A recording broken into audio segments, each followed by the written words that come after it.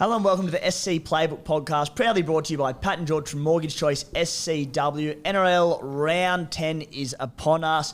Magic weekend, one of my favourite weekends of the year. Absolutely stoked for it. Spy, I'll start with you, mate. What is, when you think of Magic Round, what's the moment of magic that comes to mind for you that you've attended in the past?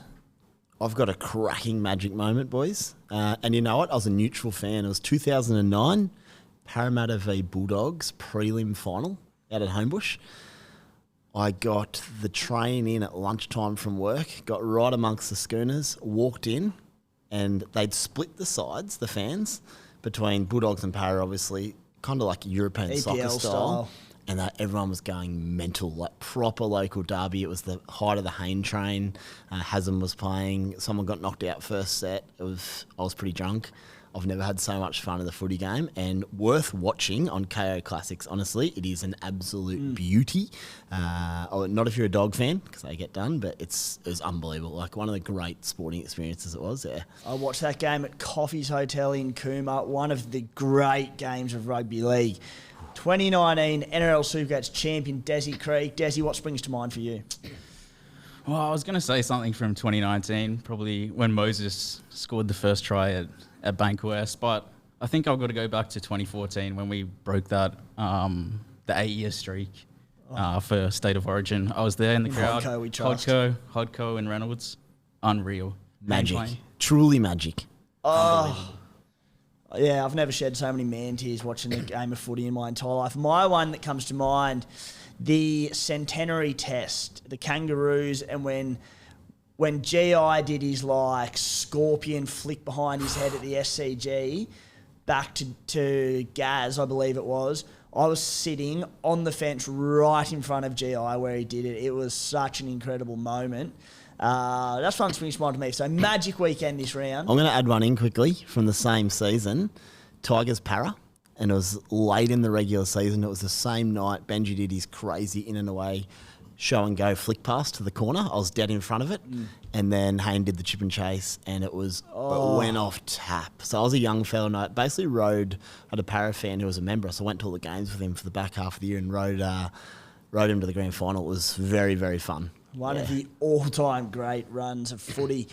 Guys, Supercoach-wise, Spy, you're on the charge, mate. It's been a slow start to the season, but you're finding a bit of touch. I've set on building, and I might be back on the potty after missing last week, but I'm back in Supercoach as well, boys. 1186. More importantly, I've now penciled in everyone I wanted to pencil in. So let's see what we can do into 15K now. After I was 60K at one point after round 3 or 4. A few things went against me. So, yeah, try get into that top 10K soon and then fly during the buys. But as we say every week, long way to go. So as long as I'm going that way, happy days. Long way to go, mate. Speaking of, any trades left or are you all out?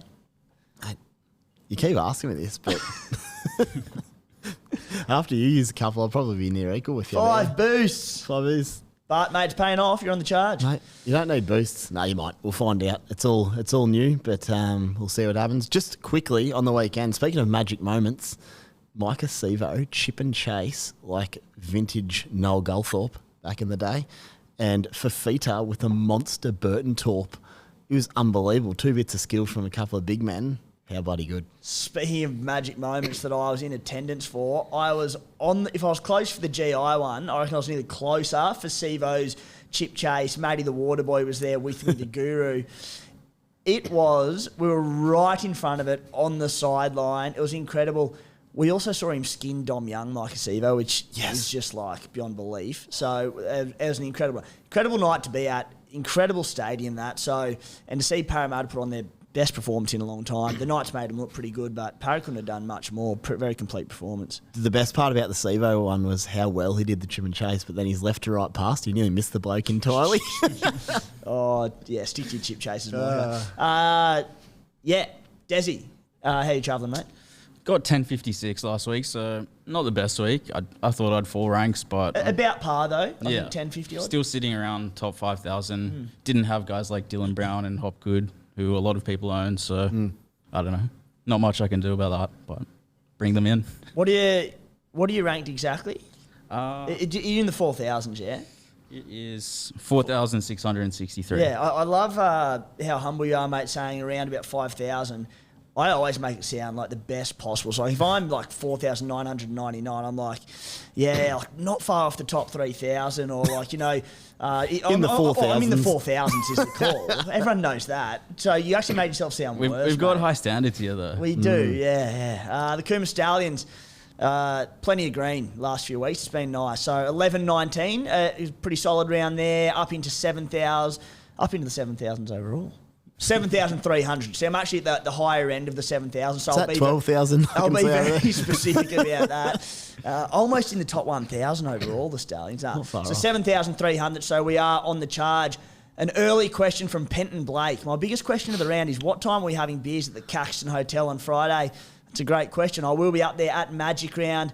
The Caxton, 4 p.m. in the car park. Myself and the Rugby League Guru are going to be sitting down there, smashing a few tins. Cannot wait for it. If you are around the Caxton, around Brizzy for Magic Weekend, come and join myself and Guru.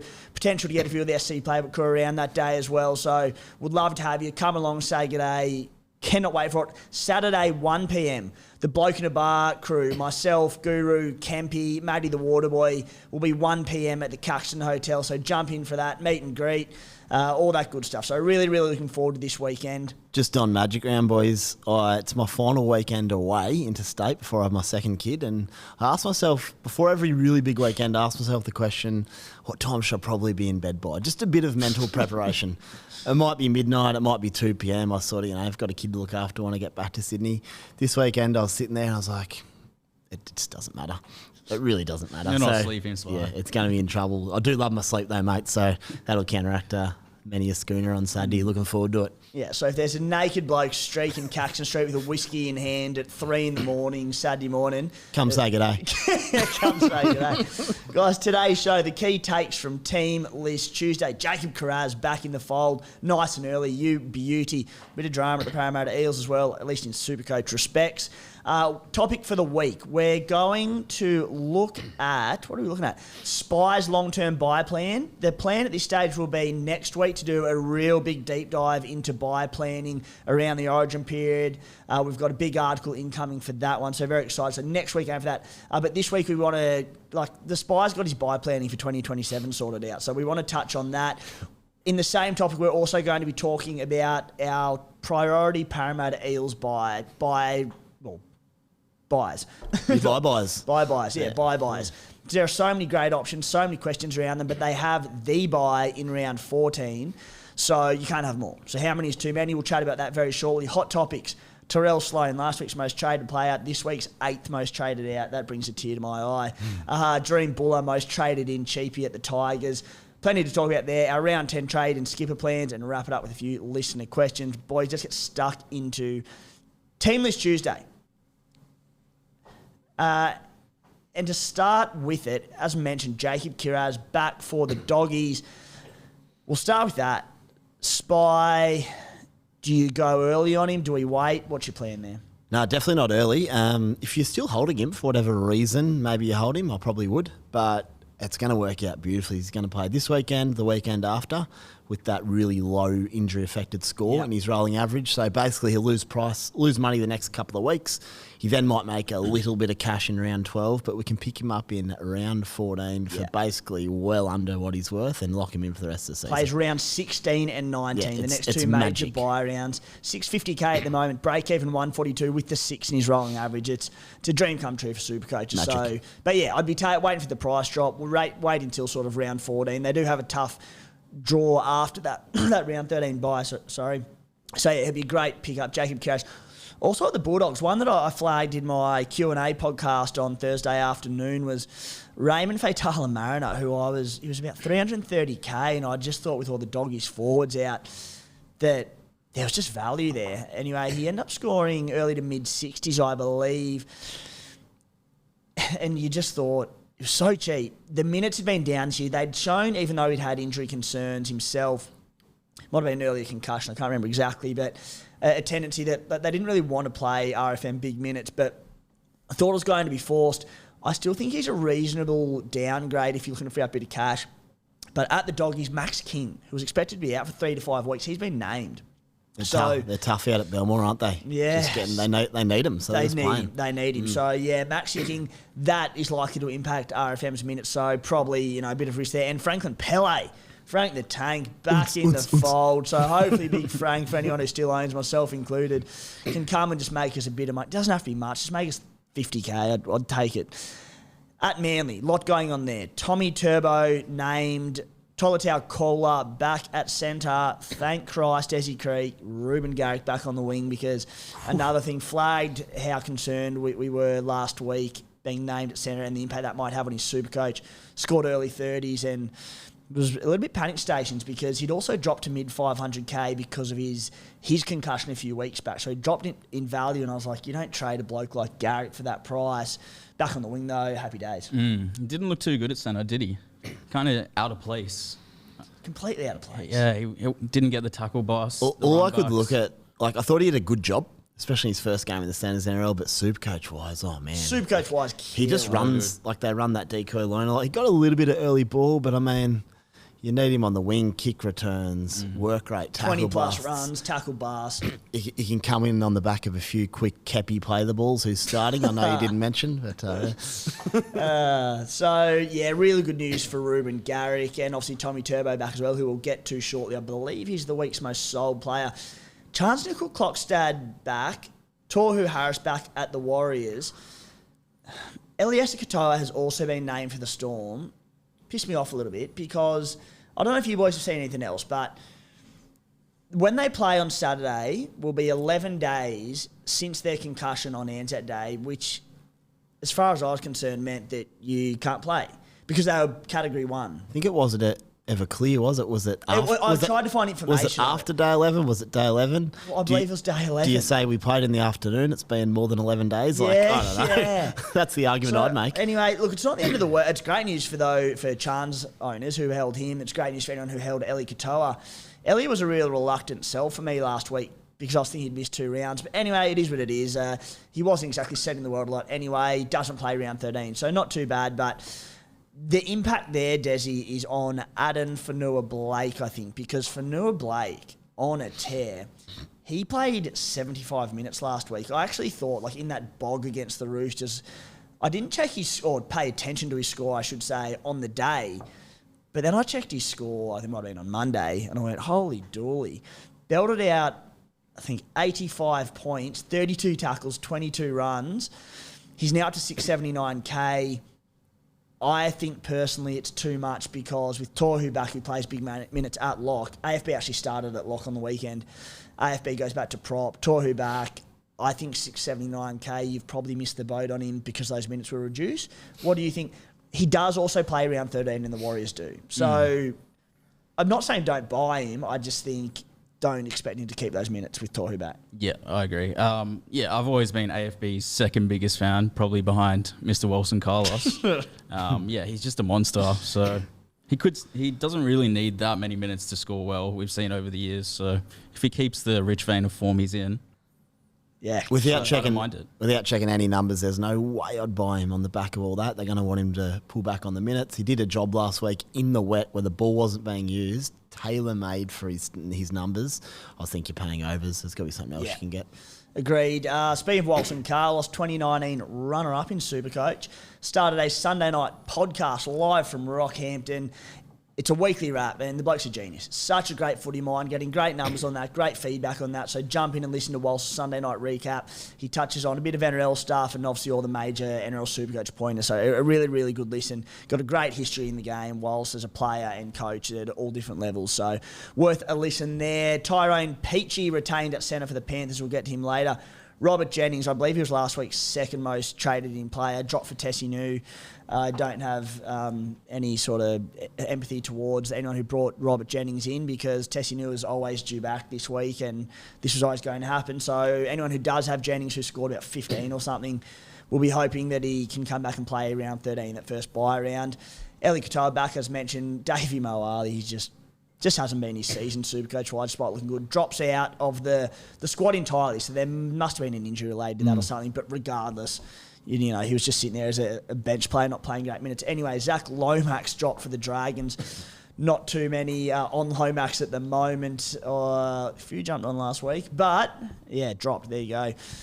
The Cheese, despite that, I believe it was a net concern post-Warriors game. He's been named this week. Whether he takes the field is another story. Halem Lukey named on the edge with Jeremiah Nanai out for, I believe, 4 weeks for a hip drop tackle. Lukey, one to keep an eye on as he returns from a hamstring injury. Parramatta, and we'll get to Parramatta more shortly, but big news. Andrew Davey signed with the club last week, named to start on the edge. Ryan Madison playing off the bench. Jermaine Hopgood, also an impact on him because Hopgood played massive minutes last week, turned up, looked great. Davey coming into that. Cardi's still on the bench. Maddo on the bench, not major concerns because he did this last year and he'd come on and play about 55 straight and he still scored well, but certainly not ideal for any of those players, Spy. Yeah, as a Hopgood owner, I think maybe we can still expect 60-odd from him, which is fine. It just means we're probably not getting 75, 80, which is, I think...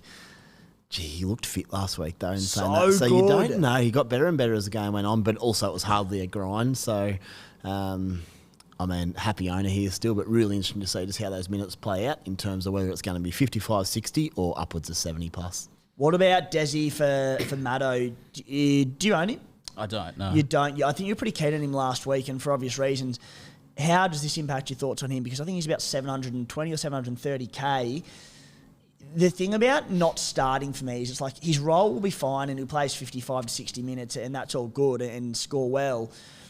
But when you're not starting, when you do start, even if you're only going to play 60 minutes anyway, you're always a chance of there being HIAs and injuries and that sort of stuff where you're forced to play 80. It takes that out of the equation. You know, you never know. He could still start. He could still start. It's Brad Arthur. It's just one of those things. 720K, he's still going to crack out, 70 points a week. So I can still see it as a, valuable buy, but I think there's probably better Parramatta players to buy than him. I'll challenge that a little bit in that he averaged 66 off the bench last year. Why does that change would be my question. I'd expect the same thing. Maybe his minutes increase, given it's a new year. But if I'm looking at that role going back to last year, I'll look at last year's scores and expect that. So I wouldn't be racing to him. I'd be a bit concerned. I think he's one that you can now... Sit and wait and have a look with their, all of a sudden pretty decent forward depth. They obviously love Andrew Davey, so...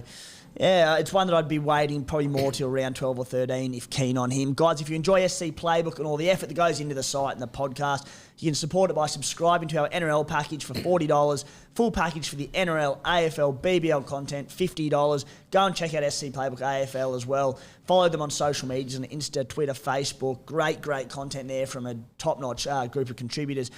Gives you access to additional premium articles on site every single week, access to our WhatsApp community, team advice, late mail, team news, contributor-only chats, all sorts of different things. We've also got, from our half-backed punting podcast, if you haven't listened to that, myself, ex-Raider, Ender Brother, Sammy Williams, ex-TAB data analyst Jimmy Hughes, an absolute gun.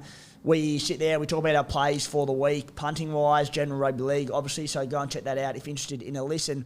Going to get the boys and myself, we've got a new thread in the WhatsApp chat for punters only, just to separate it from all the other Supercoach-related chat. As we update things throughout the week, new team news, jobs, bets change, we'll jump in and give our updated plays in that thread. Also access to our major unlimited group prize worth $1,000. Head to the menu on site at scplaybook.com.au to find the subscription tab if interested. The topic. Well, before we get to the Parramatta Eels, Spy, let's talk about your buy plan going forward through to the end of it. Yeah. Major buy rounds, round 13, round 16, round 19. Minor buy rounds, round 14, 17 and 20, where 3 sides are on the buy. What do you got? So you'll be happy to know, or maybe not happy to know, but I haven't gone too mad this year. You don't have to get 17 players, or you can't. Obviously, top 13 players score for you this year. Just which quickly makes it, on the 13 players. So I reached out to Tommy Sankster during the week, a few questions around that. And basically, Tommy told me that, what was it? Yeah. You still only get one auto emergency. So this would be pretty rare, but just so you're aware of it. You couldn't have 3 bench 2RFs and 3 bench CT dubs if you've got 6 active players in those 2 positions. You still only get 1 AE. So if that was, say, the scenario and that's how your team was set up, you'd get 4 reserves from your CT dub and 2RF you'd get one AE, but the extra bloke would not come into your team if that was, say, your 13th man. So, again, I don't think it's going to impact too many people, but there were question marks around that. Yeah, it just means you can't have no players in like 4 different positions and stack it elsewhere. Yeah. Otherwise, you'll be short. Exactly. Yeah. Exactly. So, probably my first question I should have started with Spy, and I'll throw to you, Desi, as well, before Spy, you get into that buy chat. Because you get your top 13 scoring plays for those 3 major buy rounds, 13, 16, 19 rounds, I'll start with you, Desi. Do you think there's much merit in aiming for more than 13 players, or do you think you're happy to aim for 13 on the dot, or maybe even 14, and not rip your side apart? Yeah, obviously you don't want to rip your side apart. We know that, from many years of playing. I think you could get away with 13 for sure. Conversely, 11 or 12. Well, we've played short in Bayern in previous years. Could you go less? I think you probably want 13 for all of them. Agree. But yeah, probably 14, 15, and then get rid of your lowest two players, I'd say. It probably depends on who your 14th or 13th bloke is. If it's Pele or someone who might score you 10, Fair. you probably assume. But if you've got 13 pretty handy dudes, maybe you can get away with it. A more solid 13 rather than in previous buy years you scrape together with some duds there. If you can get a solid 13, if you've got a solid 13, and I think you're right, I think that a lot of 13s going around this episode. I think you should be aiming for your 13. I don't really think you need more. Maybe 14. If you can get to 14, happy days. I like 14, but also you don't want to trade away someone that's going to be of mass value to you just to get a 14th, who might not score. If you've got someone sitting there that you don't really need, you've got to trade out your sleeve, I don't mind doing it. Give you a bit of coverage. And it seems getting 13 for each of those 3 rounds fairly achievable for me as well. So I reckon 13 on the dot, 14 if you can do it is the idea. Go Spy. Let's go for my base plan, boys. I'll talk you through it. Let me know your thoughts. But for anyone, doesn't matter if you've played this game for ages or not long at all, but this is how I think you do it. Firstly, you can check your numbers on the app or the website. You go up the top and do it where it says show buys. Just check your current numbers for rounds 13, 16 and 19. Round 14 is also crucial. Check that while you're there. So 13, 14, 16 and 19. Just have a look where you're at. So important, yeah. At the moment, you might have, for example, I'll tell you what I've got. It's about 9 for round 13. Round 14, I'm sweet. Round 16, I've got a heap. That's just how it falls. So check your sides. And then round 19, I'm okay. So if you're similar to me, you can look at your sides and go, okay, I'll get my round 13 numbers. I might need to add 4 blokes with 4 trades. Ideally, I think if you can get 4 blokes who play round 13 and 19, you don't have to worry about round 16 too much if you've already got that covered. Sides may be different, but I think we own a lot of the same guys. So if you can get your 13 blokes for round 13, you're probably already covered for round 16. And then you might be not far away from round 19. It means you don't have to use too many trades. You're not then going in and trading towards each buy. You can almost set it up heading in and make some alterations as you need. Yep. I think that's the way to go. In terms of who you're getting rid of, have a look at Origin guys. For me, Val Holmes will definitely go playing Origin. Just because I won't want to trade someone else of value who's playing the buys. It just doesn't make sense to me.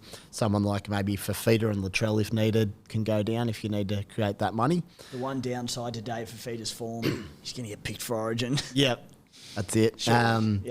But you need someone to sell to get these guys. So of course, it could work out well. But just go through and do that. The simplest way to do it, round 13, once you've looked ahead with your trades, add the 4 blokes in. If you've got 13 for round 13, then you can look at the other rounds moving forward and go, what am I currently sitting at? You might do it and go, I'm actually pretty sweet, which is what I did. It surprised me a little bit, which is why when you tease me about trades, I said, I'm actually looking okay. Whereas I was a bit panicked. I'm like, I have gone a bit hard here. In other years, you might have had to do a lot more work to navigate. I think we could be looking okay for trades this year. In other words, in other years when you're looking at, first major bye week and then the second one and you go, all right, I've got X amount of trades between then and then just to scrape to 13 players. But then when you factor in potential injuries and any other concerns that might happen or origin selections or restings, I need all those trades and for nothing else to go wrong. But this year, hopefully not looking too bad. I think it's okay. And so check it out for your own side. See how you're looking. Just remember, round 14, Parramatta, Manly and Newcastle all have the bye, and it's post-Origin 1. There could be resting. So if you overload on Para and the other guys, you're going to find yourself short. which would suck because you need 17 for that round. So I believe it was a podcast about 2 weeks ago. I had a bit of a look into, and there's an article on site, again, about 2 weeks ago. If you go to scplaybook.com.au, scroll down, and I think it's labelled early buy planning. It touches on round 14, round 17, round 19, Origin-related Supercoach players that are on those buys or that have quick turnarounds that may be impacted. And Tommy Turbo is one that stood out. So go and check that out. Probably next week on the podcast. So that we've sort of laid out the basics of buy planning. Next week or the week after, we'll look at the strongest and the sides with the best and worst schedules across that period, players impacted, all that sort of stuff. So Spy, that ties into the Parramatta Eels on the round 14 buy. Just about every question this week was, what about Gutho? What about Brown? What about Hopgood? What about Moses? Etc. Etc. So many great buys at Parramatta, but they have the buy in round 14. First question for you, Desi, before we rank our buys at the Eels.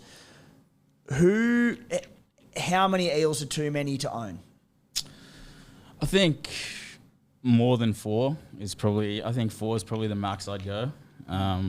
If you like, particularly guns. Yeah.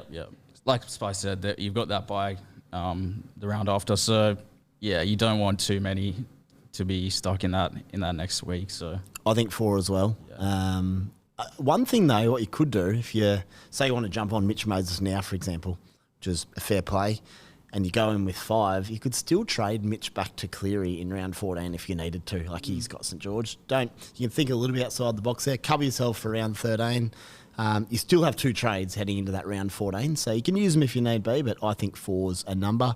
It will vary side to side, though, just because people might not own Manly and Newcastle blokes, in which case, a bit more mad. Yeah. But and that's, you're right. It is very much side to side. You might have those guys, and then you might also have Marzu and Miller and Tommy Turbo and all that, in which case it's like, all right, I want to hold some of these players. I can't have more than 3 para guys. But generally speaking, I think 4's a decent number.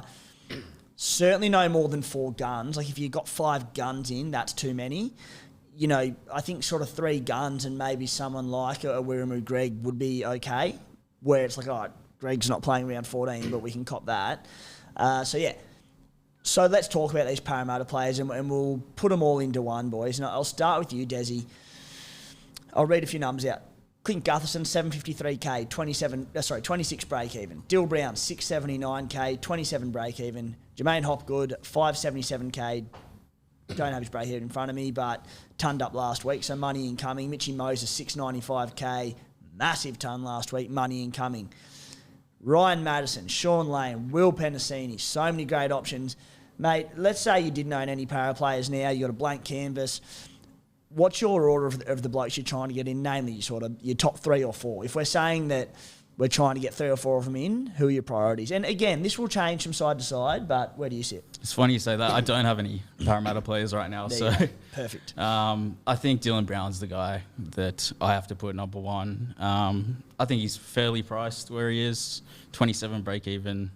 So he's only going to go up from here.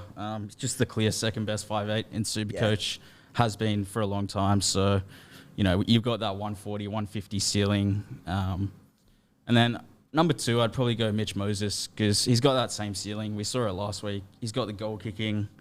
You can swap him in for, a Cleary or Hines type over the next 4 to 6 weeks in the hope that he can knock out a couple more tons. Then number 3, I've gone Sean Lane. So we know what he's capable of based on last year. I think get a bit of a discount on him as well by that time. He's pretty cheap right now. I'm almost tempted to jump on. I much prefer Lane to a Mato type player. And then 4, I've gone Gutho because he's 753k. He's a bit expensive for mine. But yeah, he can still knock out big scores. But yeah, I probably wouldn't pay over 700k for Gutho, frankly. Okay, so made that order absolutely fair. The sort of name standing out missing there, you spoke a bit about Maddo. Hopgood, 577k, certainly the value of the lot. One who, I spoke about the concerns before about Tavy obviously coming in on the edge, but Junior Bowlow will be out due to Origin duties for those 3 weeks, so you'd imagine at the very least good minutes there. Why not Hopgood? Just think he's too over-owned still, like at the top end of the rankings. Mate, people have jumped ship on him. They have, but he's still very highly owned. It's like under 20, I believe. I'll get it up. Darusi actually amazing. sent me through his ownership stats before. So while I throw to you, Spy, and get yours, I'll get his ownership You pull stats. them up, I'll give my top 4. Very similar, It'll Desi. surprise you, Desi, yeah. 'Cause Yeah. when he turned, I looked at it. Every time my player goes good, I go straight to adds his ownership stats. Brilliant. I'm like, what is it? Yeah. So I've got Brown at 1 as well. I think the logic behind that, you pick him up at a good price now because he's about to explode after his ton. And he's a keeper, 5'8". So you lock in a keeper who covers the buys. What more do you want? Mitchy Moses at 2. He could easily be the number 1 scorer over that buy period. You're just taking a position of Cleary and Hines, so it makes it hard for him. Shawnee Lane at 3, I agree. He's just dropping in value nicely. I'll be looking to get him in as soon as possible, but I'm happy with my back row. It's a bit hard. And then I've got Gutho and Hopgood about that level as well. I think it's team dependent on who you're looking to It's certainly team dependent. Depends who you're going to trade out. I really have... Like, for example, Cody Walker owners would be a little bit less stressed about getting Dylan Brown because 5'8" being a bit of a problem position, you might not need to double up there and you might prioritise elsewhere. But for a lot of people struggling at 5'8", or they might be looking to flip Cam Munster, that's where Brown probably becomes the man. Yeah, so really I think Brown, Moses, Lane, Gutho, Hopgood, there's not much in it, really. I think they're all going to do a job. I'd be happy to own all of them, but it's tight. I'll only want 4. And I think Maddo, assuming he's not playing Origin, we'll see what happens there. He's just a good solid buy, but not right now. I think you're waiting on Hopgood and Gutho as well, so Brown, Moses, Lane, then reassess. Yeah, so Hopgood, last week, he was sub 20% ownership in all the main ranking groups. Few did jump on last week. Congrats to those who did. 31% ownership in the top 100, 27% of the top 500, 27 of the top 1,000, 26 of the top 5,000, 26 of the top 10,000. So, Some would say pod. Yes, the pod man. Pod, 75% don't have him. As you said, boys, really tough to separate them. I'd put Dylan Brown at number 1 for me. Very, very happy to have brought him in last week. He'd just been scratching the surface this season, largely in bait and the odd try assist off a kick and not getting a lot of stats and still average early 60s. How good was it to see him step off the left and score early? 3 minutes in. Friday night at 6 o'clock. It was like, thank you, mate. I absolutely gave to the guru and I was chuffed going on about how good I am and how good my Supercoach trade was. He brought in Gutho, who went on to score a hat-trick and should have had about 8. So he honestly could have scored 7 and broken the record. Yeah, there was some words exchanged there. Dill Brown at number 1. I'm going to go Sean Lane at number 2. Not necessarily just yet, but I think as he sort of can hopefully bottom out a little bit more in price, get a few more Ks under the belt after missing the start of the season. The thing I like about Lane is Brad Arthur loves him as an 80-minute player, whereas Maddo, the minutes are a concern, as you said, Desi now. I probably would have had Hopgood higher on that list prior to the Davey news today. So Hopgood's dropped down and look, you probably can't go with Cleary and Nicho Hines throughout that entire period. Someone's probably going to have to go. We're going to get to that shortly. But, yeah, I think for that reason, probably Mitchy Moses. That being said, 695K, 150 in his rolling average, low break, about to make money. So if you don't go now, it's a big decision this week because Moses at that price.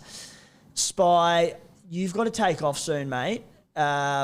Bit going on. So before you leave us, firstly, I'll ask the question, what are you thinking at halfback? We just spoke about Mitch Moses. A lot of people selling Nathan Cleary this week.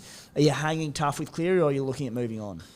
I'm hanging tough, but part of me thinks it could be a great play just to go now. Mitch make his money, Cleary maybe lose it. In saying that, if you're going to get Mitch now, what's he going to be worth in 10 rounds? Because you're going to hold him through the buys. He might be back to this price anyway. It's a good point in that there's every chance he's back at this price by that time. So if you're looking at cash gen, sure, you're saving it.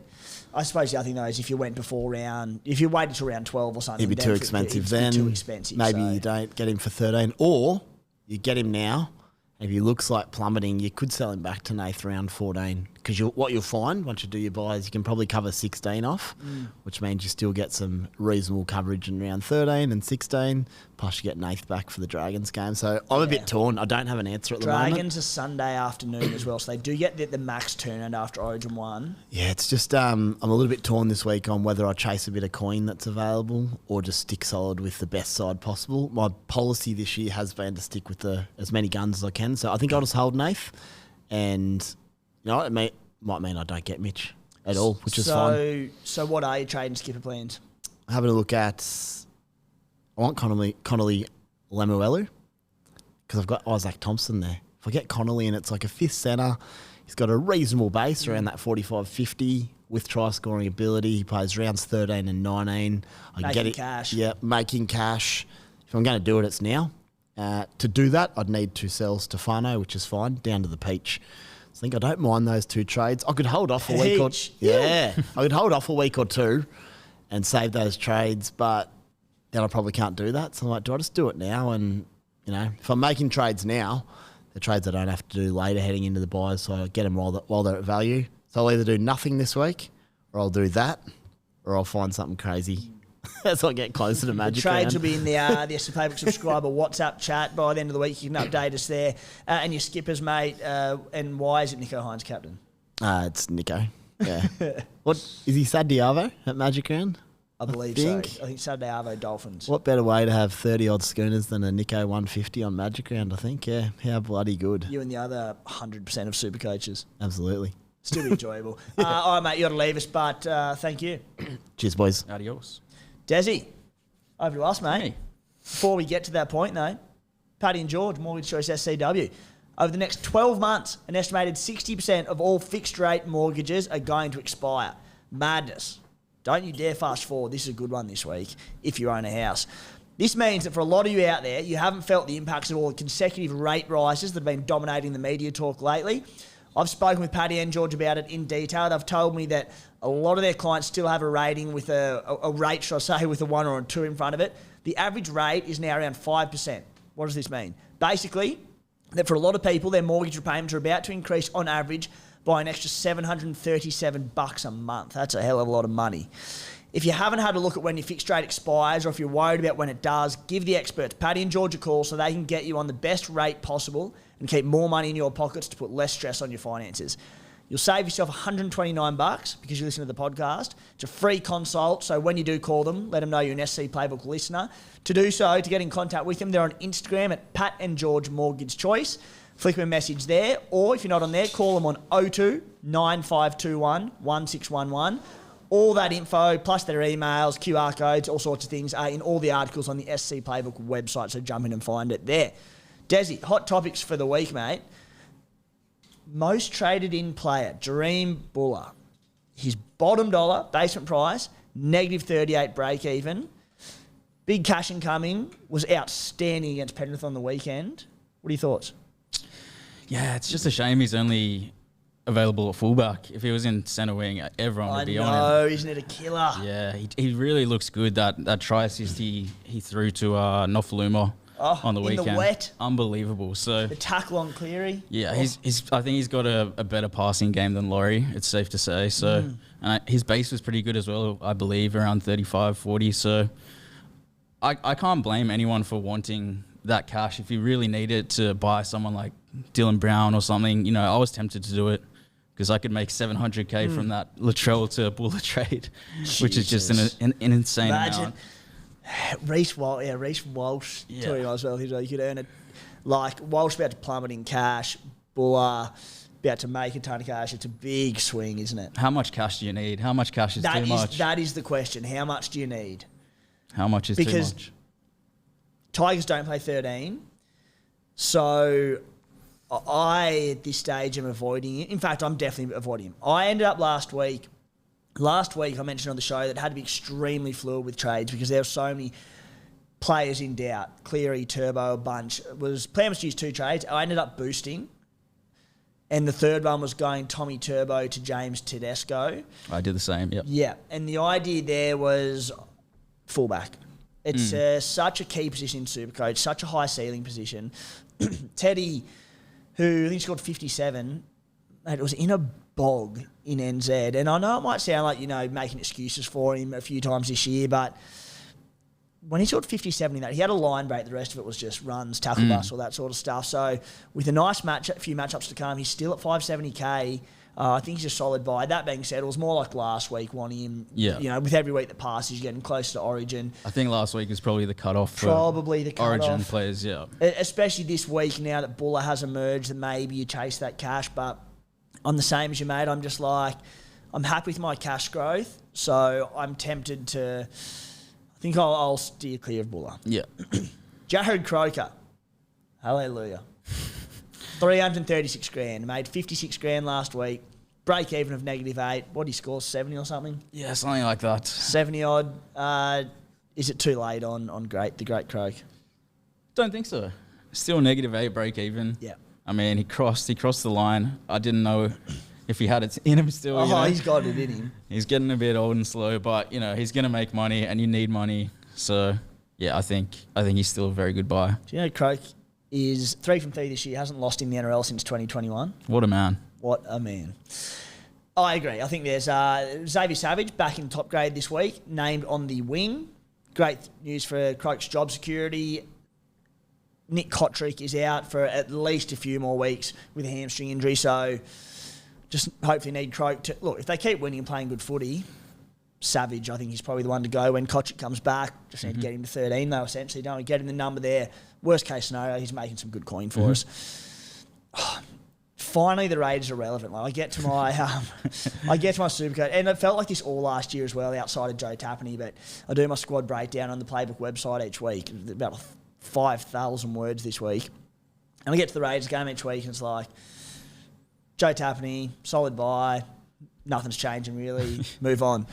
But round 13 coverage, few players going well. Big red, Corey Horsburgh, 544K, 3-round average 72. Most importantly, 71 minutes per game in the last 3 weeks playing lock. What are your thoughts on the big man? If he keeps those minutes, borderline must have. I think he is offloading at will. Is he dual position as well? I believe he might be. He should be. Yeah. So I mean, yeah, he had that offload to Wyden. Anyone that can produce that sort of offload for a try assist, playing 70 minutes, 540K. I mean, scored a double over Royce Hunt a few weeks back. Do the maths. I think dual position. Yeah. I think a lot of people are going to bring this guy in. It's hard to argue. As you said, it's just minutes, right? If he keeps the minutes, absolutely. Will he keep the minutes? Is there anything preventing it? He wants to. The big fella wants to be an 80-minute man. So probably. And in the 3 games that he's up his minutes, the Raiders are 3 from 3. So why change? If he wants to do it and he's feeling good. The issue obviously becomes in the 5 rounds prior to that, he played sub 50 minutes. 3 of those were in the 30s. 2 of them were 31 minutes. But so why change a good thing? So, yeah, hard to not to buy. Now, I'm going to throw a couple of other front rows at you while we're chatting about him. We've spoken about Adam Fanua-Blake, who's an option. Jack DeBellin, Nelson Asafa Solomona. Now, both pretty popular ones this week. Sorry, Nass isn't. I think Nass should be. Jack DeBellin, last 3 weeks, 80 minutes, 68 minutes, 80 minutes. Averaging 62 in that time, 548K, round 13 coverage. What are your thoughts on Debs? I don't know if I can get around him, to be honest. Yeah, he's I don't know, he's dual position, is he? I believe he's dual position. Okay, well, yeah, I don't know. The Dragons are just not that good a team. I think there's higher upside players elsewhere that you could it's dual position potentially get. Yeah, yeah. Look, probably too much already. Yeah, when I saw his minutes, I was like, oh, absolutely. Like averaging 62, not really offloading, doesn't really tackle bust. Not going to go wrong with him, but no ceiling. Yeah, no ceiling. If minutes do drop, then he becomes like, he's sort of sitting there and you need to make another trade to get rid of him pretty quickly. Whereas Horsburgh, on the flip side, I think he's a potential keeper if he keeps those minutes. Whereas Debs, he's probably a round 13 plug and then a move on. So I don't love him. Big Nelson's the interesting one. Now, he doesn't have round 13 coverage, but, I mean, for as much as we talk about round 13, which is very often, it's not everything, is it, mate? Like, Big Nas this season's averaging 68 across his 3 games. Wow. Yeah. That's surprising. He scored 80 in 58 minutes against the Warriors, 21 tackles, 16 runs, 14 of those were over 8 metres. This was obviously the Anzac Day game. 5 tackle breaks, 5 offloads and a line break. We know he can score a try. He's, 580k. Because Melbourne relied on middles this year, I think he plays decent minutes. I do feel like we have this conversation every year about Nas, and it's just never happened. But the numbers are good. Yeah, you gotta understand as well that when Harry Grant's not playing, he's going to be nowhere near as good, close to the line. He's probably not going to get over, those fast play the balls. He really But he doesn't need tries. No, he doesn't. But he was 80 and 58 against the Warriors. That was with a line break, which is his only major attacking stat. you kind of want to go for those front rowers who can score tries, like your Haas's and your Fanua Blakes. I have Nas scoring well more tries than them two boys. Yeah. So I can get around him. Yeah, I can get around him too. The Spy just mentioned Corneli Lemuelu. 522k, negative 22 break even. Now, solid buy, but he's a bit higher popularity than I thought he would be. And my knock on Lemuelu is that, 522k, dual CT dub to RF, plays 13, coming off a 120. Reads near perfect, doesn't it? I just get old school Britain Nicola vibes, and not as bad as Jeremiah Nanai, but some Nanai vibes in that he's a little bit attack reliant. His runs the last 5 weeks in 80-minute games, outside of one 60-minute stint, 11 runs, 12, 6 runs, 8 runs, 8 runs. I think he's attack reliant. What do you think? Yeah, it's funny you say those run numbers. I mean, I looked at Hosking's run numbers and they were kind of similar to that, but... Yeah, but Hosking makes 50 tackles. Yeah, exactly. And Lemuelu probably makes, 15, 20 tackles? Not sure. But, yeah, I just don't think... I don't think the Dolphins are going to keep their form. I think eventually they're going to go on a losing run. They're not that good of a team. I'd say the same. So I'm about to spend the weekend in Brisbane. I don't want to get run out for 2 minutes after landing. Yeah, that's true. But yeah, I just think the time to get him was when he was 214k less in price than he is right now, because that's how much he's gone up. Yeah. So I think the time's passed for him, to be honest. Yeah. So good luck to the Spy. Yeah. I don't think it's a bad buy by any means. Not for me. Carlo Luapu, long-awaited debut, highly anticipated on the weekend, 43 points in 47 minutes, named on the bench again. You can see the progression here. He'll be a starter for them before we know it, but, it might be 4 or 5 weeks. It could be this week. Who knows? Only available at 5'8", bottom dollar. Looks a good prospect, doesn't he? But you couldn't probably go this. You wouldn't want to go this week, I don't think. No, not off the bench. Once he's starting, probably straight in. Based off what I saw, he looked very Supercoach friendly. And he had the line break as well, I believe. So, yeah, his willingness to run makes me really eyeball him. All hail the Peach. The Peach is back. Croak's back. It's all the old Supercoach guns coming back to the fray as cheapies. Brought him in last week. Scored a try off a kick. He had 20 runs. I think 12 of them, it might have been, were under 8 metres, and that was torrential rain and conditions. He didn't offload, which we know he does. So I think offloads will come in, those runs will be over, hopefully over, and get the double points for the run going forward. Neg 11 break even. Set, we'll get to dual position changes in a minute, but set to, provided he keeps his spot, he's going to be made dual 2RF CT dub. I like him, and I think he's a very playable person in your 17 each week. Yeah, I mean, 18th most traded in player. 18th. It very much surprises me. Keep it that way. I'm stoked about it. He's almost number 1 for me. I think Peach is going straight into my team, straight into my 17. What's not to like? Not much. Job security is going to be the question mark. Yeah. We need him to perform. I thought he was good on the weekend in those conditions. So... yeah, I mean, job security is certainly an issue, but he looks pretty damn good to me, mate. Another one I was super surprised about, mate, touching on Parramatta Eels, 26 most traded in player, Weremu Greig, 267k, negative 2 break even, 49 points in 44 minutes, all in base last week. We spoke about him last week being a decent cheapy option at front row forward with bye coverage. Again, the Andrew Davey on the edge thing, it doesn't help him, but same scenario. So Campbell Gillard's out long term. Junior Bowlow will be out over those 3 major Origin weeks. I like him. Yeah, I mean, at that price, can't go past it, really. But I probably wouldn't expect 49 points from him each week. Why not? I think...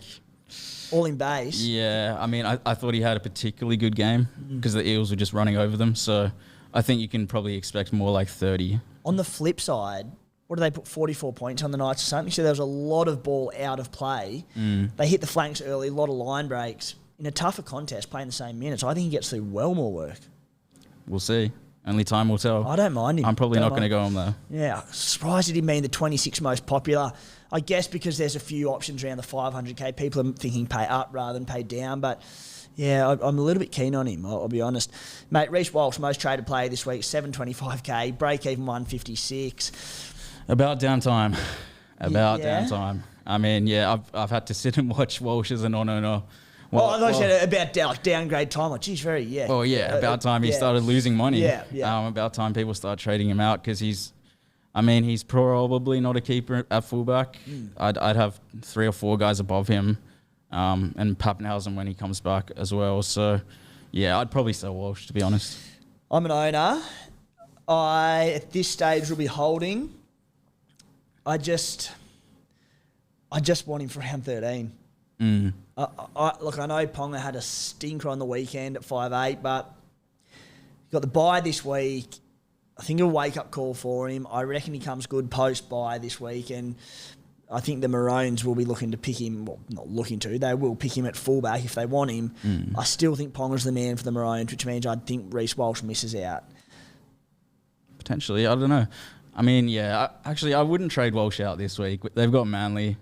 And they absolutely Manly tailed missing us. Gerbo, so someone in that side has to make 50 more tackles. Yeah, exactly right. So that's 50 more missed tackles in the side. They absolutely smashed us last Magic round. Still trying to get that out of my head, that memory. But yeah, I think you could probably sell them still. But I think it's a coin toss, and it's a big decision. Because if you need the money, Bula if he nets you 500k. I get it. I fully get it. Look, I could flip before the weekend, but he was also an inch. I think it was Latrell that held him up on the weekend from going 50-plus again, scoring that try. So, look, I don't have strong feelings either way. I'm tempted to hold at this stage, and I think it could be an unbelievable number for round 13. If he can score well this weekend against Manly, then, stunt the cash dropping. Turbo second most traded, 594k, break even at 84. Another one, mate, that I was a little on the fence with because I wanted to hold him last week. He was very close to playing by the sounds of it. Had the week off with that groin concern. If you held him through last week, do you just hold him for this week? Another one who's an outside chance of playing round 13 if he's not picked due to niggles, or do you just cut ties with Turbo? I hate to say it, but I think you need to. I think you need to get rid of him. He's not in the rich vein of form that we've seen from him in the past. He's got injury niggles. I think I brought him in last Magic round and he scored about 20 and limped off. So, yeah, I don't think he's going to... I don't think Suncorp Stadium is his surface, Against the put Broncos. it that way. Suncorp Stadium is his service. Suncorp Stadium is made for Supercoach scoring. It's such a dry, It's going to churn up, though. Will churn up. They play game 2, I believe. That's correct. I think you're right, mate. I think deep down I know that as well, that he's a sell. But just a reluctant one. Just at the price, you just like this. 84 break even. He could go 184. He could. Even injured. I know. And that's the thing, mate. He was averaging 100 the first 3 or 4 weeks. So, yeah, I think you're probably right. He's probably a sell, but put it this way, he's not a must sell. Sunea Taruva, third most sold, 387k.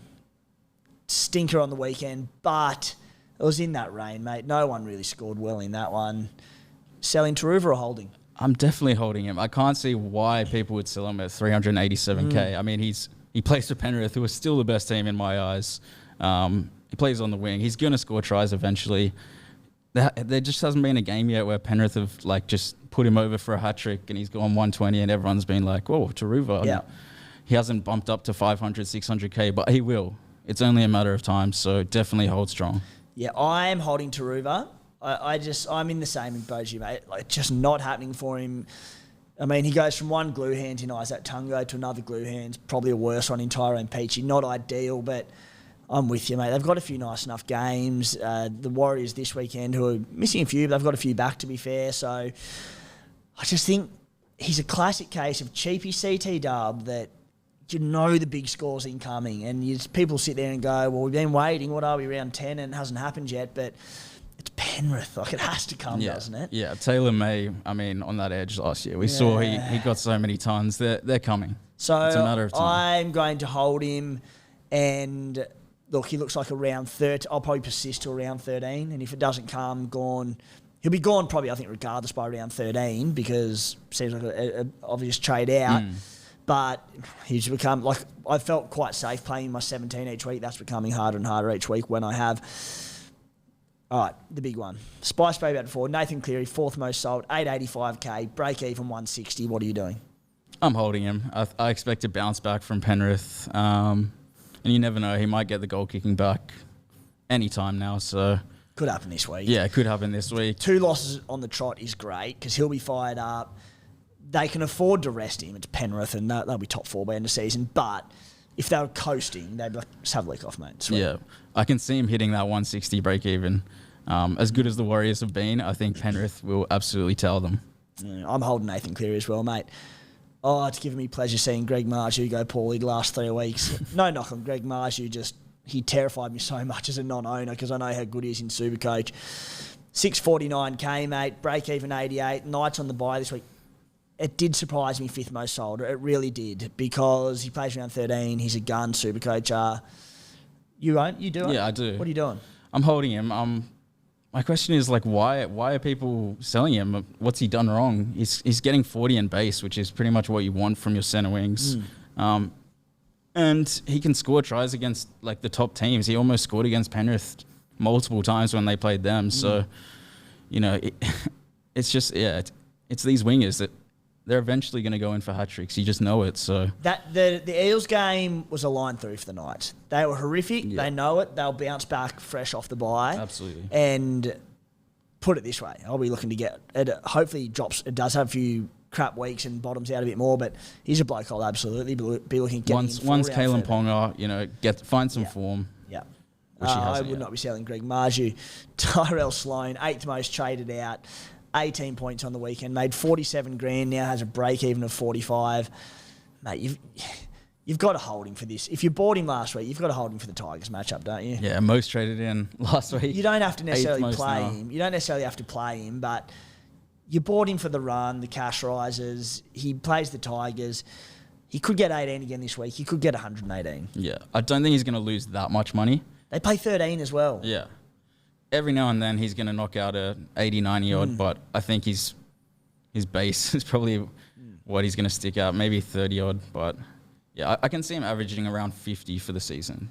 I think roughly. If you bought him last week and you own, you hold for this week, see what he can do. You don't have to play him in your CTW if you don't want to, but you reassess next week. If he comes out and scores 15, then you go, all right, about to plummet cash, maybe you move him on. But I think it's to give him a week.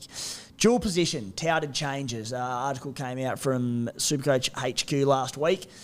Dry Arrow confirmed to get two RF and front row forward. Pretty handy for Arrow, who not overly relevant at the moment, but he could be. He could be. Origin won't help him either, to be fair. Strong chance Joey Manu becomes 5'8" CT dub. He's been named at 5'8" this week, so provided he runs out there as named, he'll get dual positioning. Outstanding news for owners. Peachey plays, if he plays CT dub centre the next 2 weeks, he'll get 2 RF CT dub, also clutch for Peach. Luke Keary, 5'8" halfback. I believe that one is all bar confirmed after this week. Jake Granville, a chance to get dual hooker and 2 RF. Matty Burton's another one actually that's quite significant, set to get dual 5'8" and halfback. Played halfback last couple of weeks. So Matty Burton, who you'll wait and see your Origin teams. The Bulldogs are on the bye around 13, but if he misses Origin with the dual positioning there, we mentioned the need for potentially a halfback over that period. If I can see myself potentially holding Hines and Cleary through round 13 because I don't really want to sell Hines. Cleary plays the Dragons on the Sunday of round 14, but post that, leading into the second major buy round, a cheap Matty Burton, dual halfback 5'8", don't mind it. Not that interested. I think Manu getting the dual status is the big one that stands out. But would you move Manu to 5'8"? I mean, you've got Brown and Munster there. Is there room for Manu? No, you want Joey at CT Dub. Yeah. But the flexibility, it doesn't hurt, mate. Like, you never know when you might need that. Mm-hmm. Guys, last week's SC Playbook betr multi. Didn't have one. The week prior, nailed it. Nico Hines to score 65-plus official NRL Fantasy points into a Will Kennedy try. Pretty sure there's nowhere else on the internet. Any bookies that do NRL Fantasy betting, love it. This week, Tedesco, 50-plus official NRL Fantasy points into Joey Manu, anytime try at $4.20. As I said, that dry Suncorp surface, flat track, plenty of points in it. Cowboys absolutely depleted. To follow along, you can find the link to that in any of our articles at scplaybook.com.au or in our YouTube description. By going through those channels, it does let betr know that we sent you. So it'd be much appreciated if you are linking up with them to click on that link and go via that. Even more important to remember that you win some, but you lose more. For free and confidential support, call 1-800-858-858 or visit gamblinghelponline.org.au. Desi, round 10 trades and skippers. At the moment, I've gone Murray out, which is an interesting one because I actually planned on holding him a bit longer, but I didn't want to sell someone like Latrell or Cleary to get in Dylan Brown, who I think is the number one target for my team personally. So I'm going Murray to Tyrone Peachey, obviously. Just the Peach is coming hasn't quite happened for Cam Murray, has it? And no. what's most interesting is that the minutes are there. Like, he's averaging 71 minutes a game, 62 points a game. His base is 50. He's been awesome. Just hasn't had the attacking stats, has he? I think he's had a try and maybe 3 or 4 try assists. So, sorry, there's a few there, but this is Cam Murray, who we know can bank on the attacking stats. It's just not quite just been there. a lot of link play. They're just using him as a tackle ball, really, to shore up that middle because they've had a few plays out. So, yeah, I think Murray's, it's time to move him on for me. Yep. Reluctantly, though, but I think he's still quite highly owned in the top sort of 1,000 odds. So, Yep. I'm happy to anti-pod him. And then Dylan Brown is coming in for Isaiah Katoa. Yeah, okay. So we spoke off air about you tossing up selling Katoa or Crossland. You're looking at Katoa at this stage. Yeah, I think so. Talk us through that. Cameron Murray, 40% of the top 100. Yeah, it's a lot. 33% top 500, 33% of the top 1,000. That's well more than I thought. Yeah. I mean, it's not a bad anti-pod, I don't think, but... You're selling Isaiah Katoa over Phoenix Crossland. I mean, I think Katoa has a lot more in him. Like, he's getting better each week from what I've seen visually. But, yeah, I think Crossland has got a bit more price rises in him and I think a bit more minutes coming up as well. Yeah, I like it, mate. I sold Katoa for Brown last week and I held Crossland. Both Katoa and Crossland play 13. Crossland came off the bench last week. Kurt Mann got injured. Also a reported blowout with AOB. I haven't heard a lot about that. But the key there is obviously Kurt Mann. If he's injured now longer term, it shouldn't... Obviously Tyson Gamble will be on the bench, but I think Crossland starts again. You know what? They got absolutely belted. Crossland could start anyway. Crossland starting... Hardly a superstar, but he's not a superstar. But they won games. They beat almost beat Penrith. So I wouldn't be surprised to see Crossland start there. Then he's a safe 50 points. Probably safer than Katoa, but he doesn't have the ceiling, I don't think. But he definitely doesn't have the ceiling of him. But, there's pretty safe points if he's getting 65 to 70 minutes. So it's a tough one. But I'm with you. I just think there's a bit of value about Katoa now to sell. While he could punch out an 80... He will at some point. Yeah. He could also punch out a 20. It's too much of a slow burn. You've got to just cut your losses. Such a slow burn. You've got to cut your losses sometimes and just flick them. Yeah, for me, mate, at this stage, I'm looking at probably the only one trade, and that is Stefano Udakamanu to Wiramu Greg. I don't really want to play Greg, and I don't anticipate having to, but I think if needing to play in between now and round 13, I can. Extra buy round number. With Fallow out the major origin weeks, I don't know how long I'd hold him for. It'll all depend how he's performing. But he should get decent minutes that week at the very least and be a decent play in the 17. Cash in Stefano, who doesn't play 13, and he's been okay, but just not quite doing it. Not locking in that trade just yet, but probably just the one trade for me at this point, mate. Because I boosted last week, I I'm really happy with my matchups and my players this week. I'm really happy with my 17. I don't think I need to bolster it too much. And, yeah, I'm happy to have another look at a few more players. So at this stage, just the one trade. The one that I'm eyeing next week, Alex Johnston. Yeah. I was tempted. I want him. I was tempted this week, and then I sort of went, you know what? He's playing the Storm, who are fresh off the bye. He didn't go that well on the weekend, which didn't concern me, but he's only scored 3 tries this season, which for him is ridiculous in, 8 games. He's 29 on the weekend against the Broncos, so break-even's 56. Tough Storm game. Tigers next week. He's going to start scoring tries. Plays round eventually. 13, 573k. Great buy next weekend. Yeah. Probably straight in. Yeah. Captains, mate?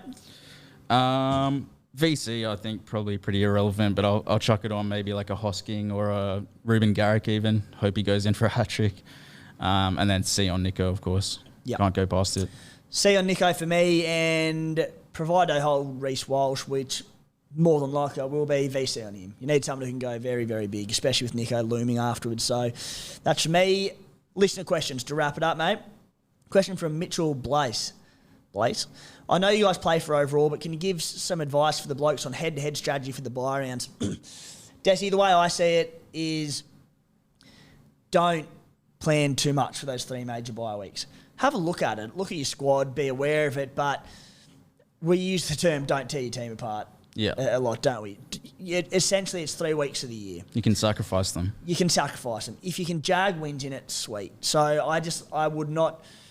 You plan for it in the sense that you look at how many numbers you've got there. You almost look more at the round 14, 17, 20. The 3 rounds following the major bye rounds where you go, all right, that's where some of my opposition will be certainly short on numbers and a bit weaker. Maybe try and be a bit stronger in those ones and bank the wins there. You might get some wins on the major bye rounds anyway, but you just don't want to tear your team apart when head-to-head is about getting that strongest 17 as quick as you can, bank the wins throughout the season. If you start planning on those 3 head-to-head, those 3 major bye rounds, then all of a sudden you get to round 14 and 15, and then following the bye period, you've burned extra trades, which you want for the head-to-head finals back end of the year. You're burning trades post-round 19, round 20, when you're trying to get your team back to the strongest 17 you can get. I don't think it's that vital to head-to-head players. I think that's the big difference between head-to-head and overall.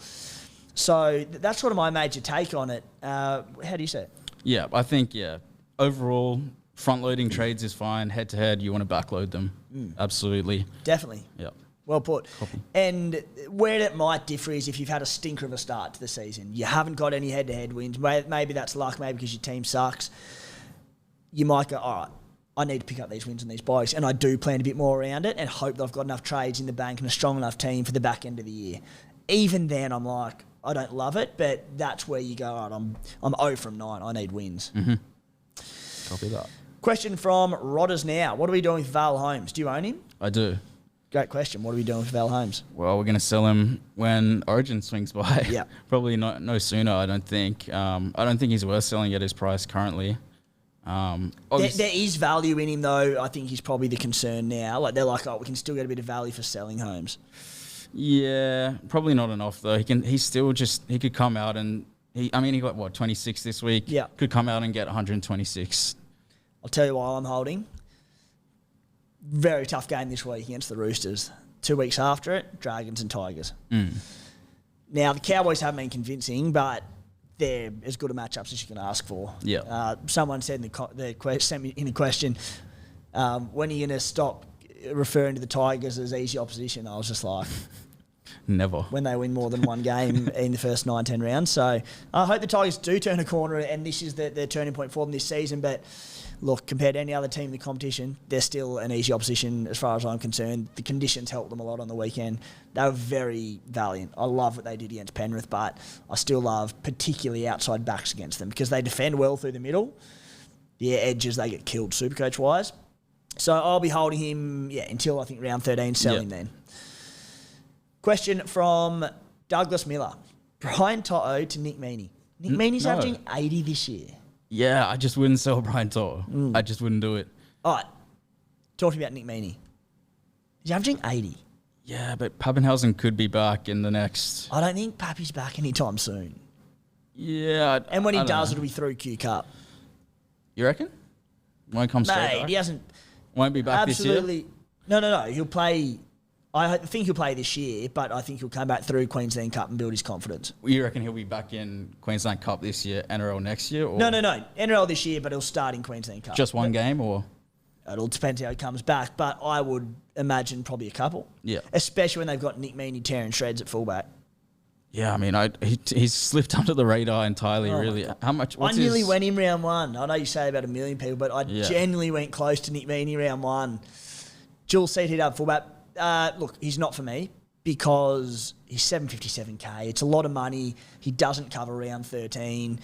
He also loses his, Munster, Grant, so many key players around Origin, which won't help him. But to anyone who jumped on, like, holy mackerel. Potentially one for head-to-head players. You're looking at building your gut. I just wouldn't sell Brian Tor. I think Meaney's a fine buy looking at that, but I think Tor's he's got something coming. There's a storm brewing there. I think the Penrith outside backs are about to explode. Yeah. I'm holding tight on Toto as well. Again, he was going well enough. Shit conditions on the weekend. A lot of rain in Bathurst. Sport from the couch. Do I play the Peach in my 17 this week? You looking at playing him? Of course. The Peach is coming in and he's scoring a hat-trick. That's what's going to happen. A Hattie. That's what's going to happen. A lot of Hatties this week. A lot of Hatties. What have I got at the moment? Yeah, I'm playing him as well. So, I've got Peachey and Taruva, one of which will probably be my 17th man. That's if I don't make any sort of trades to guns or whatever. Rest of the team, rock solid. That's the one sort of concern. Would Peach v Taruva? Don't think so. No, who would you play? Oh, I'd go to Taruva. I think the ceiling is what you want. Yeah. I think he's just so I think you're right. The ceiling... He's got the ceiling, Taruva. Yeah. Against the Warriors, their wingers aren't the best defensively. Interesting. But yeah, I kind of want to play the Peachey. Oh, every year. Tally D. Thoughts on bringing White over Brown as a pod? Tunned up on the weekend, 120, Jackie White. He was on about 100 after 20 minutes. I saw that. Desi, save me from... Nah, don't do it, Tally D. Just don't. He's never been Supercoach. Don't even think it. No. Don't even have those thoughts in your head. Don't get Jack White. I love Jack White. A little bit less now than a few weeks ago, but I love Jack White and he's not Supercoach relevant. Speaking of the Raiders, question from Charge. Who is the Canberra CT dub of choice to get me through the bye period and potentially through to round 23? He says, leaning towards Matt Timoko. So, Timoko's an interesting one. Averaging 60, not a lot of attacking stats to his name, plays around 13. Could you entertain him? Absolutely. Looks good. Fast, tackle busting. He's got all the assets that you want from a Supercoach player. It's just a matter of whether the Raiders can get him the ball and get him over the line for some pies. Then he'll, I can't see his average dropping really. I think he'll average probably 60 odd for the season. Yep. So you can slot him over that period, and he'll do a job for you. I don't love him as a buy. I love him as a bloke. But I think outside backs at the Raiders, the ceiling is very capped. I'm with you, Desi. I think he can average 60, maybe even 65 for the season, which is very respectable. 2 tries this season and 1 try assist in 8 games. He's had 15 tackle busts the past 2 weeks. He's at 1% ownership overall. Massive, massive pod. The Raiders do so much of their damage through the middles. Their ability to hit the edges isn't fantastic, and I think that is reflected in the fact that he scored 2 tries and 1 assist this season. I just don't think the Raiders don't have those blowout scorelines in them where they're going to put 40, 50 points on a team and smash them, and they're just the outside backs are going unless it's Manly. Unless it's Manly, where they're just going to have those field days. So I think the ceiling is capped at, barring an outlier of a score, 120. Whereas there are so many CT dubs in the game, like Alex Johnson, like Greg Marju, who the 150 pluses can come. Yeah. Kiraz, Garrick. So I'm not a fan of Tomoko as a buy. Not a bad buy. I think there are better ones. Mate, let's wrap it up with a question from Ben Lanigan. If I still don't have Dave Fafita, do I just bite the bullet and grab him, or do I wait until after Origin? That's a good question. It's a good That's a question. really good question. I Dave think Fafita, just before you get into it, Yeah. speaking of ownerships, and I mentioned before, as soon as a player goes good, straight to Drusi stats. All right, please tell me not 100% people own this bloke. Not as high as I thought.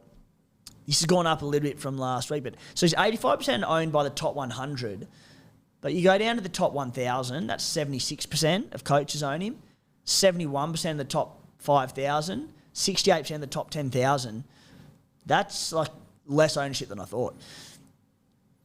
Well, yeah, I just think he's in too good a form, really. I think you can't go without him, really.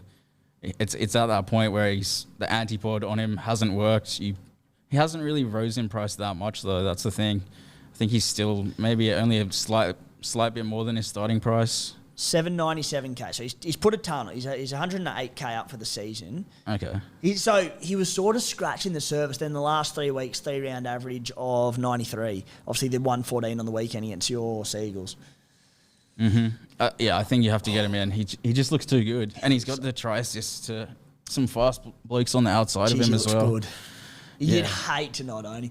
And look, the base. they had the buy in the round base 13. is up as well. They've got a shit buy schedule anyway. They're on the buy round 13 and round 16, and then they've had their other buy. So he's not going to be impacted. If he plays Origin, he's essentially not going to be impacted by the buy period. The other thing is the Titans aren't going to be going good enough that he probably rest post Origin. So if he does play Origin, I think it's in a limited minutes bench role. Might play 30, might play 50, but it's not going to be like an 80-minute edge role where he doesn't back up a few days later, barring injuries. So, yeah, I'd nearly pay up for him. Yeah, I think you have to. Desi, Too dangerous. Let's wrap that one up for the Round 10 NRL Supercoach Playbook podcast. 4 p.m, Magic Round, Caxton Hotel, Friday. Let's have a beer. And the Guru. He's not as annoying as he looks on camera, I promise. And then Saturday, 1 p.m, Caxton Hotel, Bloke and a Bar Crew with Kempy, Matey the Waterboy, Guru, etc., etc. Yeah, it's going to be a ripper. Thank you, mate. You'll be up there? I'm very keen. Bloody oath. Let's get it. Righto. All right, thanks for tuning in, guys.